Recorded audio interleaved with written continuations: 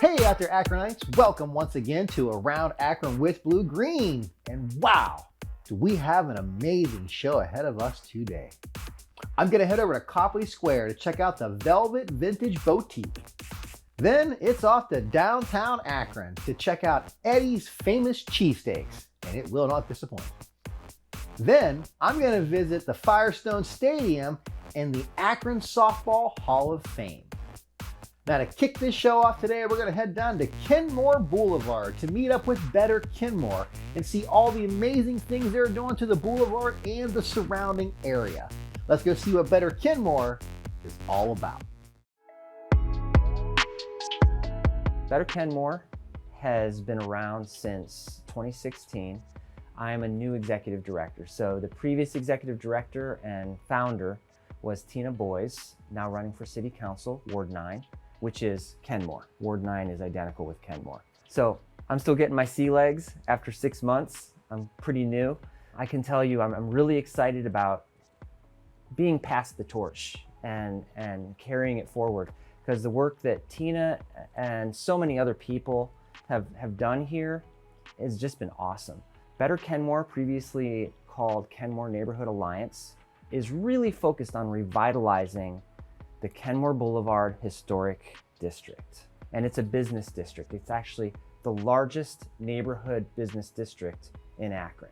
And maybe that's partially because Kenmore used to be its own township, and this was the downtown of Kenmore before it was annexed to Akron.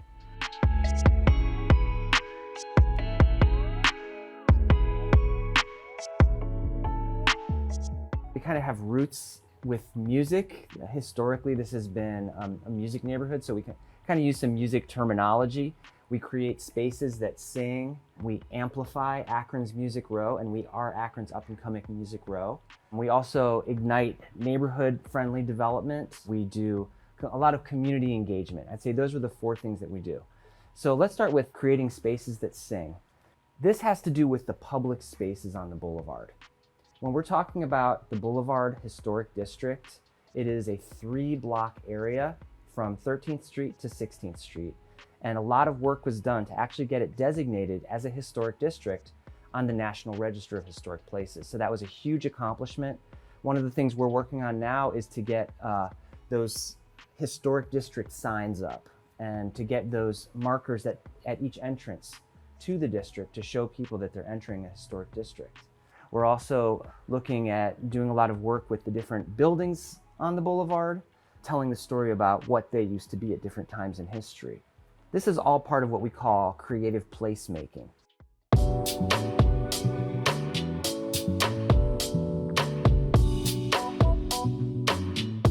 So we're a historic district. We are Akron's Music Row.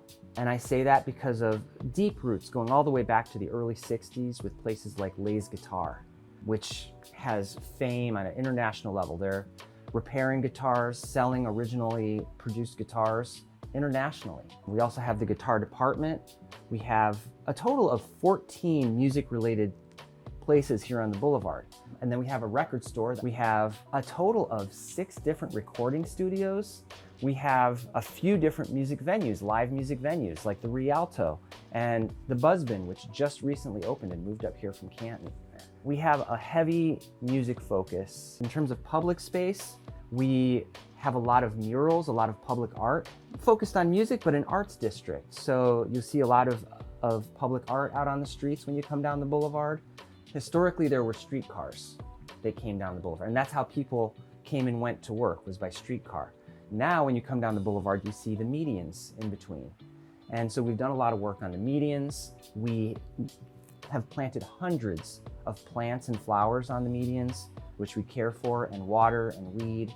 In December, we do light the boulevard, so we actually put holiday lights in all the trees, and not to mention beautifying, making scenes in all of the storefronts. We work with the shopkeepers to do that.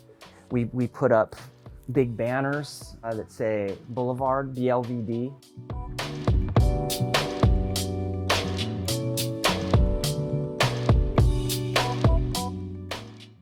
getting the word out. We have weekly newsletters, we do promotions, we do all kinds of marketing and advertising to get people to come to the Boulevard.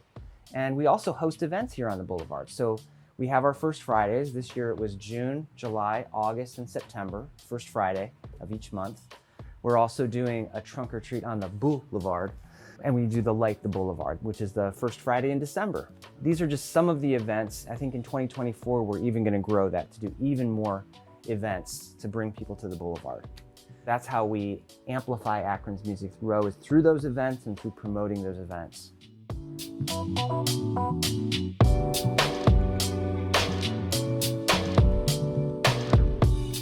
If you look at the Kenmore Historic District, it's a 3-block area. 1 block above it, on the exact same footprint, is Kenmore High. And so we worked hard to convince Akron Public Schools to bring Miller South and also to bring Pfeiffer Elementary onto that campus. And they're both going to have brand new facilities on that campus. Both are very important. I think that being an arts district, Miller South 4th through 8th grade visual and performing arts school is just absolutely a perfect fit for our neighborhood. And so we're looking forward to creating a space where there will be lots of arts-focused after-school programming and just kid-friendly, family-friendly neighborhood for whenever those schools are built and those school years starts, which is probably going to be in about 3 years.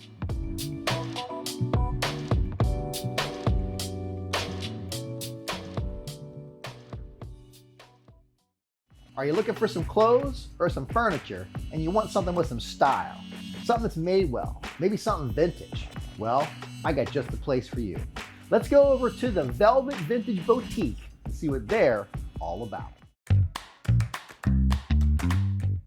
I feel like it's been a forever thing with me that, as long as I can remember, I would just see something cool. Like it could be very old or just something that I thought was special or unique or caught my eye. Sometimes it'd be something I would want to redo or just something that just caught my eye. I feel like it kind of was just a natural thing. Like my family is very creative. We are very artistic and we like to see an eye for unique things. My family, just growing up, all the women in my family always had nice dainty gold little diamond delicate stuff. So I feel like I learned that at a very young age and I grew a love for it at a very young age. So it kind of just came naturally to me.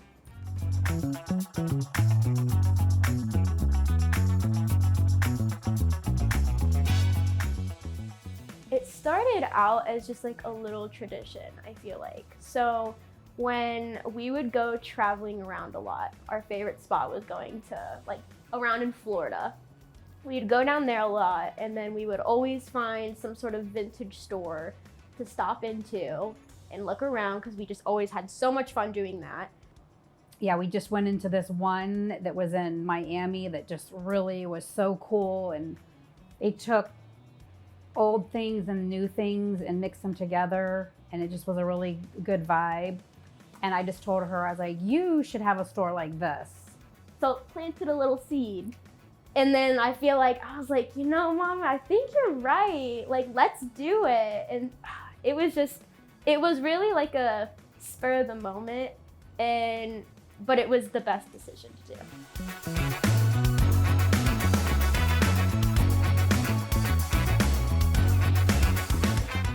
We started at our first location and then we did a little bit, while we were at that location, we did a little bit online and made it to where you could come pick up at our location or we can ship out from our location. So we're doing that here as well. In our time of relocating, we kind of took a pause and did a little bit more just online. But now that we're open now, at our location, we're just gonna be doing both.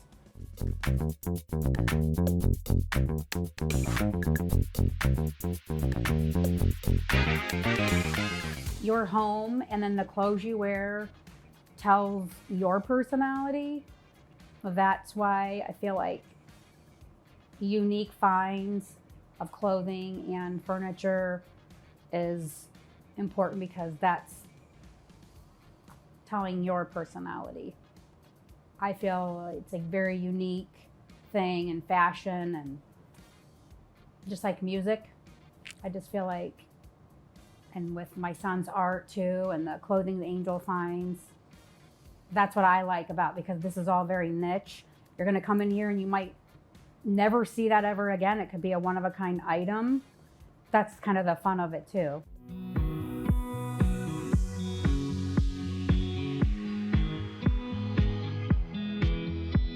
My mom is more of like the furniture and I'm more of the clothes. I have an obsession with clothes, like an actual addiction, and retail therapy. So that's my forte. I'm always bringing new stuff to the table because that's my therapy. And then my mom has always, like, just ever since I could remember, was refinishing, redoing items for my bedroom. I know, like, even for my nursery, her and her mother literally did stuff for my mobile and my crib and stuff like that. So she did that forever. And then, yeah, I do the clothes and she does the furniture. We're like two peas in a pod. We finish each other's sentences and thoughts. There's times where I'll go into a room and there was something I was going to put there already, and then I'm like, oh my gosh, she already did it and she put it there.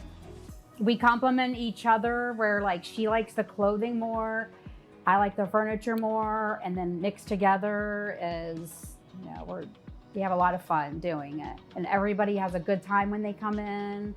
Angel is more the one that you're gonna see, behind the counter and more in the store. I'm a lot of times more behind the scenes, out finding items, or, in our garage cleaning them up or fixing them up, or after hours I'll be in like setting up displays.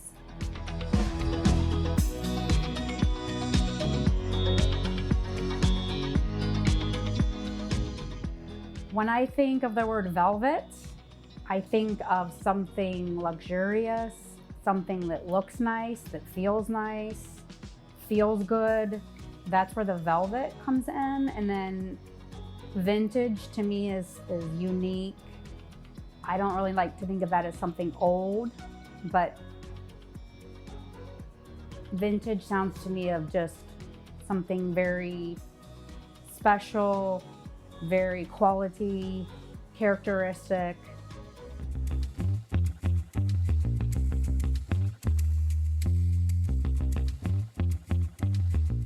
If you have like a passion, or if you love doing something, try to make a career of that, because if you're already doing what you love, you're automatically successful.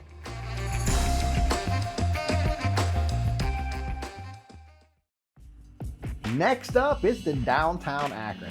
If you're looking for a place that's like all about Akron, you want to head down to Eddie's Famous Cheesesteaks. Not only are the cheesesteaks literally famous and legendary, which you'll learn about, but this place has some amazing art on the wall that really speaks to Akron.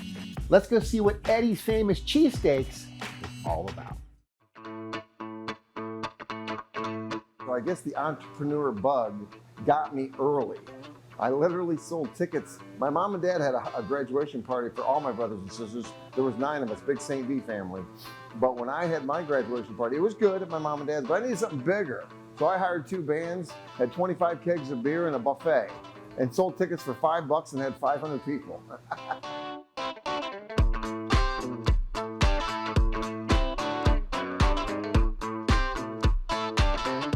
I'll never forget the story, because there was a really good friend of mine that told me I got to put cheesesteaks on the menu, and this was back in 1992. Cheesesteaks weren't really a big thing. They were, of course, big in Philly. We never claimed to be a Philly cheesesteak, all right? We're Eddie's Cheesesteaks. We don't use Cheese Whiz. People ask us, but I use real cheese. I think it's a couple different things, all right? Number one, it's absolutely the roll. The one thing that we take from Philly is we use a really famous roll. It's a really quality roll. It's not cheap, all right? It's called an Amoroso. Folks that really are cheesesteak diehards definitely know the name Amoroso. They've been around since 1904. And so a roll is critical. It's kind of an Italian style roll. Obviously you have to have a high quality beef. We use 100% grain-fed Midwest sirloin. and we chop it, we season it lightly. Good cheese, in our case, real cheese. We use a blend of mozzarella and provolone. But I think one of the other keys to a really quality cheesesteak is your caramelized sauteed onions, because that's really what's going to give it all that flavor. So when you combine a really high quality roll, high quality cheese, high quality meat, with a really good caramelized onion, you create a flavor that is supposed to just melt in your mouth. Some people will say, can you toast that bun? A true cheesesteak does not have a toasted bun. If you go to Philly, you'll never see them toast a roll. There may be somebody that does it there, but I've never seen it. They steam the roll, so it's a chewy, ooey, gooey goodness. So we literally put the product on the grill, put the roll on top of it for about 30 or 45 seconds, and it creates that synergy of amazingness.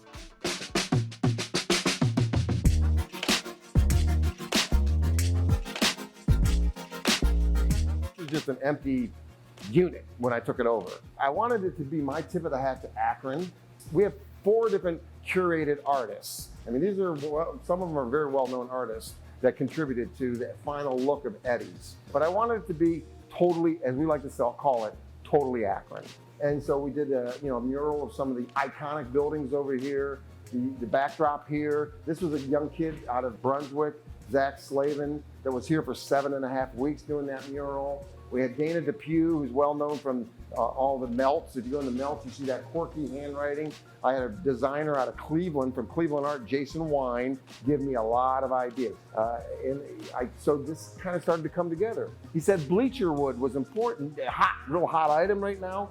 So we did bleachers. These are literally, and when I bought these in Cleveland at a schoolyard junk house or whatever, the guy says to me, I found them on online, bleacher wood. I looked it up, bleacher wood. And so I went up to Cleveland to this cool place, all kinds of school stuff, everything school. He said, you're opening in Akron, right? You're gonna like the story behind this bleacher wood. This bleacher wood is the bleachers from the old Ellet High School gymnasium. I'm like, perfect! So we created our tables out of bleacher wood, sticking with the industrial look down here in the piping. And so the whole thing has, kind of an industrial, it's Akron. So we wanted to have a little bit of an industrial look. The industrial ceiling, the industrial walls, kind of bringing it all together to have an Akron feel to the place. And then I thought, what better place than Eddie's on Main Street to tell the story of Akron. And so it's not trying to be a bunch of pictures that I'm in, because a lot of them I'm not in, all right? But it is the story of Eddie's. Eddie's has been around now for 30 years, and I'm pretty proud of that. We are truly Akron's legendary cheesesteaks.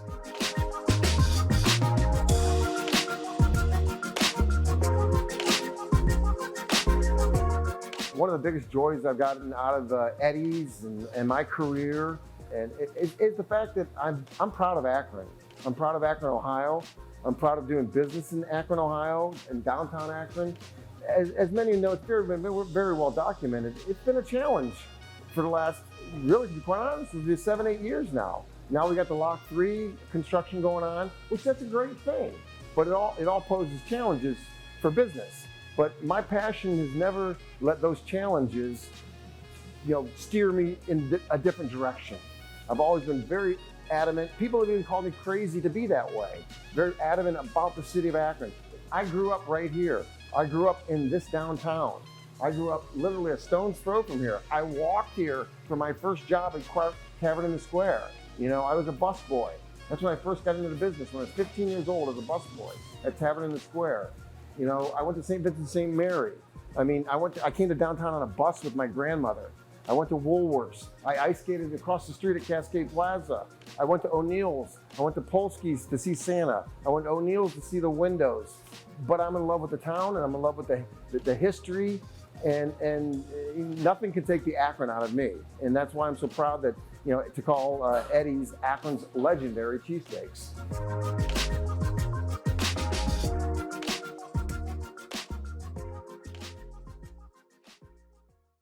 Now, to wrap this show up today, it's down to the Softball Hall of Fame.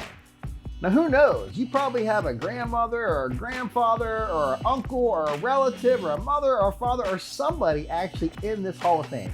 Chances are, if they played softball, fast pitch softball, slow pitch softball, or even baseball at one of these Firestone Stadiums or the Goodyear Stadium back in the day, chances are they're in this Hall of Fame. Not only am I going to check out the Hall of Fame, I'm going to check out the amazing Firestone Stadium. And let me tell you, It is pretty stunning. Let's go see what the Akron Softball Hall of Fame is all about. The rubber companies, going way back to the 20s, were so competitive that they had baseball teams first, and they would hire talent, baseball talent, and give them jobs. That's how competitive it was. And from baseball, it morphed into softball, which continued on down through the 1980s and 1990s. They had an industrial tournament out here represented by a team from all of the different rubber companies, Goodyear, General Tire, Firestone, Goodrich. It was very competitive. And in the 1920s, with the Firestone baseball team, the Yankees were to play the Pittsburgh Pirates in Pittsburgh on a Sunday afternoon. And because of the Sunday blue laws, which a lot of people don't remember, where no alcohol was to be sold or consumed, Pittsburgh still had a Sunday blue law. Akron didn't, and Harvey Firestone offered to have the game played out here at Firestone Stadium. They came and played out here, and Babe Ruth played here and hit a home run up on the bank.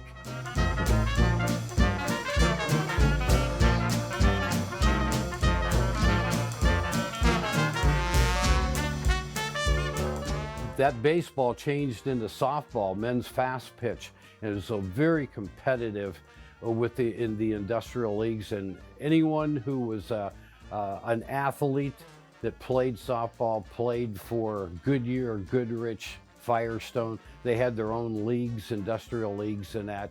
But that's how it got changed over to softball. Then in 1925, well, Harvey Firestone had this stadium built. And there were actually 3 of them. Goodyear had one, I believe it was General Tire, and Firestone. 3 identical stadiums. This is the only one of the 3 left. It will turn 100 years old in 2025.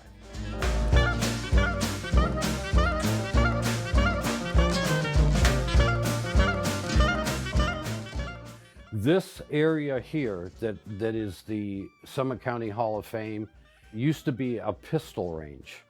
Harvey Firestone had a pistol range for his employees, and for a few years the Akron Police Department used it too to practice.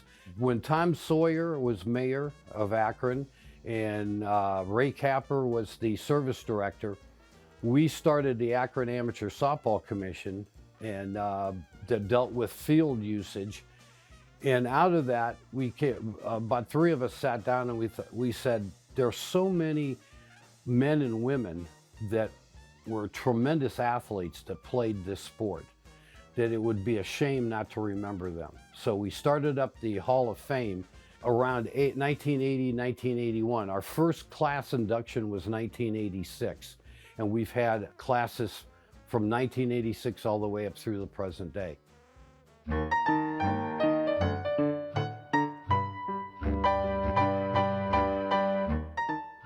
I'd love to see this stay here and be a focal point of interest in softball. And a lot of people are just proud to be able to come down here and play or witness a game that their grandfather or their great-grandfather or their father or mother played out here. That's the joy to me. I know my own father played down here, and my introduction to the stadium, I probably was about 5 or 6 years old when he first brought me down here to, he played for a Firestone industrial team down here. This place was like home, it still is.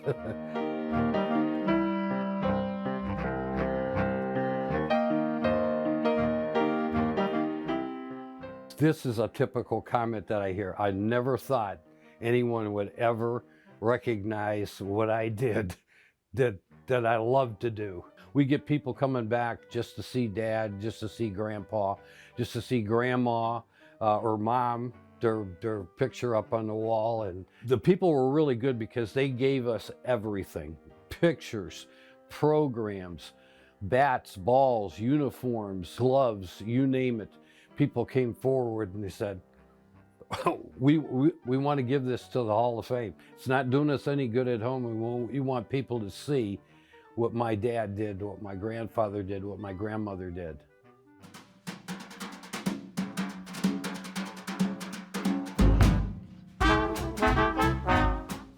It's not exclusive to any particular time. If someone wants to come through, we will set up a time to accommodate them coming down here, because it's here, and there's so many people that don't know it's here and don't know what we have. We had the people from the Akron Summit County Library and the Summit County Historical Society come down here.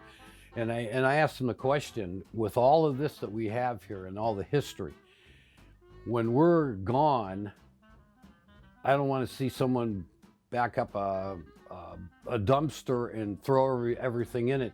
Would they be willing to take over that? And they said that they would accommodate that.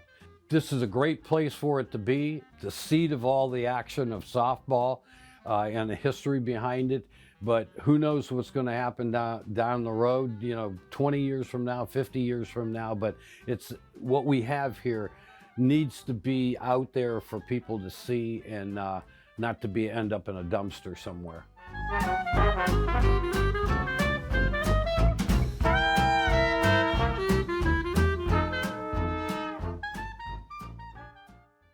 Thank you once again for watching this episode of Around Akron with Blue Green. Now, if you have any questions or any comments, or just want to reach out to me, you can catch me on social media. Thank you, and have an amazing day.